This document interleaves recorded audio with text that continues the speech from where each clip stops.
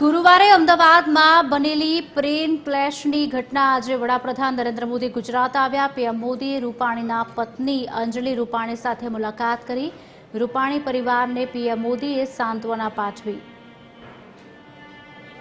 વડાપ્રધાન મોદી ગુજરાત આવ્યા હતા, જેઓ વિજય રૂપાણીના પત્ની અંજલિ રૂપાણીને મળ્યા હતા, સાંત્વના પાઠવી હતી, તેમની સાથે વાતચીત પણ કરી હતી। રૂપાણી પરિવારને પીએમ મોદીએ સાંત્વના પાઠવી હતી।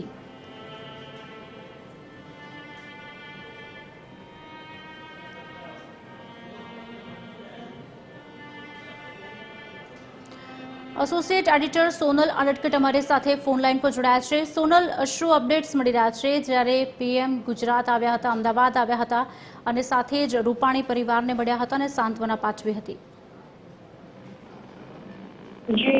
જે પ્રકારે આજે પરિસ્થિતિ સામે આવી રહી છે, આપણે પૂર્વ મુખ્યમંત્રી અને ભાજપના દિગ્ગજ નેતા વિજય રૂપાણીને આ પ્લેન ક્રેશમાં ગુમાવી દીધા છે।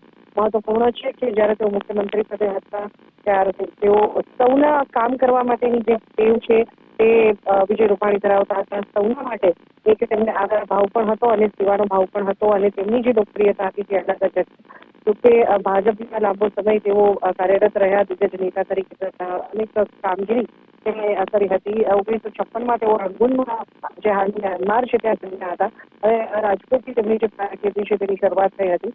મહત્વનું છે કે 2014માં તેઓ ધારાસભ્ય બન્યા જ્યારે અને ત્યારબાદ તેમણે પ્રદેશ ભાજપ પ્રમુખ તરીકે પણ જવાબદારી સંભાળી, ત્યારબાદ મુખ્યમંત્રી પદ પણ સંભાળ્યું। પણ મહત્વપૂર્ણ છે કે તેમના જે સંબંધો છે વડાપ્રધાન નરેન્દ્ર મોદી સાથેના તે પણ એક પોતીકા રહ્યા અને એ કારણોસર જ આજે જ્યારે સમગ્ર ગુજરાતની ચિંતા કરવા માટે વડાપ્રધાન નરેન્દ્ર મોદી ગુજરાત આવ્યા હતા, પરિસ્થિતિ છે તેનો તાગ મેળવવા અને ખાસ તો સંપૂર્ણ વ્યવસ્થિત બેઠક આયોજિત તેમણે કરી હતી।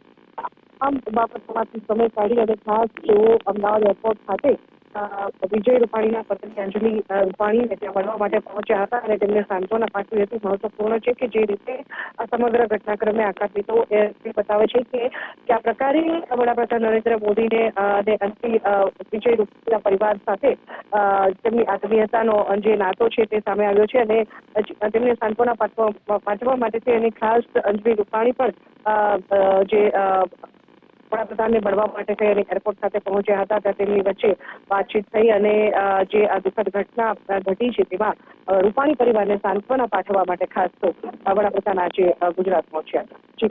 જી, આભાર સોનલ, સમગ્ર વાતચીત કરવા બદલ।